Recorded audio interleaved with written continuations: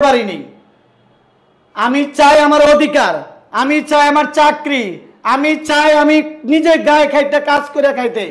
আমি চাই না কেউ থেকে 10 টাকা খুঁজতে, আমি চাই না আপনার কাছে 10 টাকা চাইতে, আমি চাই না আপনার ঘৃণা কথাগুলো শুনতে, আপনার মুখ কালা কথাগুলো আমার শুনতে। আমার ইচ্ছা করে না, আমি চাকরি চাই, আমি চাকরি করে খাইতে চাই। আমাকে আপনারা দয়া করে একটা চাকরির ব্যবস্থা করুন। আমি একজন ড্রাইভার, আমি ড্রাইভার, আমার লাইসেন্স আছে, আমি চাকরি করতে চাই, আমাকে একটা চাকরি দেন। এই আপনার কাছে চাওয়া, এই আপনাদের কাছে পাওয়া। এবং যে সময় 5 আগস্টে অবৈধ সরকার 17টা বছর ধরে রাষ্ট্র চালাইছে, এমনকি দেশ চালাইছে। আমরা তার বিনিময়ে আমরা হিজড়ারা কিছুই পাইনি, কোনো অধিকার পাইনি, কোনো চাকরি পাইনি, কোনো তার কাছে কোনো সুযোগ সুবিধা পাইনি।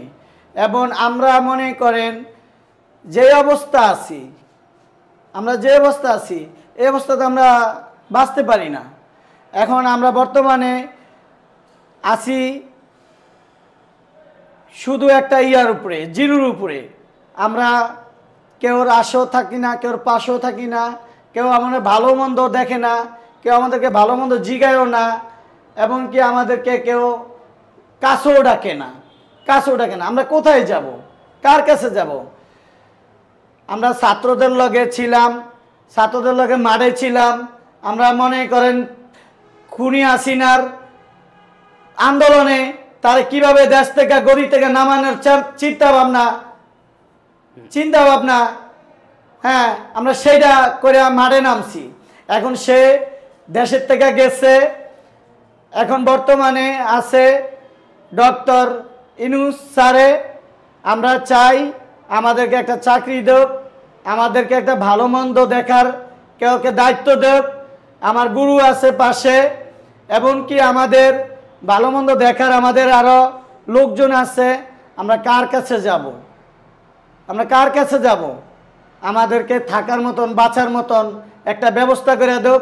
আমি একজন ড্রাইভার, আমি ড্রাইভারই শিখছি, আমার লাইসেন্স আছে, আমি লাইসেন্স পাইছি কিছুদিন ধরে। আমি বেকার, আমার চাকরি নাই, আমি কেউ থেকে 10 টাকা খুঁজে আনতে পারি না, কেউ থেকে 10 টাকা চাইতে পারি না। কেউর কাছে 10 টাকা চাইতে গেলে বলে কাজ করে খাইতে পারিস না, কি দিব? আমরা কোথায় যাব, কার কাছে যাব? আচ্ছা, কে আছে আমাদের?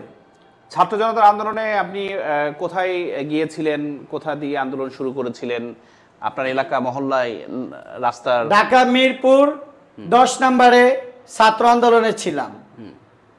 ঢাকা মিরপুর 1 নম্বরে ছিলাম, ঢাকা মিরপুর 2 নম্বরে ছিলাম। ছাত্র আন্দোলনে যেখানে পারছি, যেভাবে পারছি, আমরা ছাত্রদের দলে ছিলাম।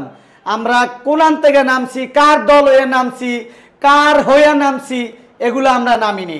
আমি নামছি দেশের জন্য, আমি নামছি আমাদের অধিকারের জন্য।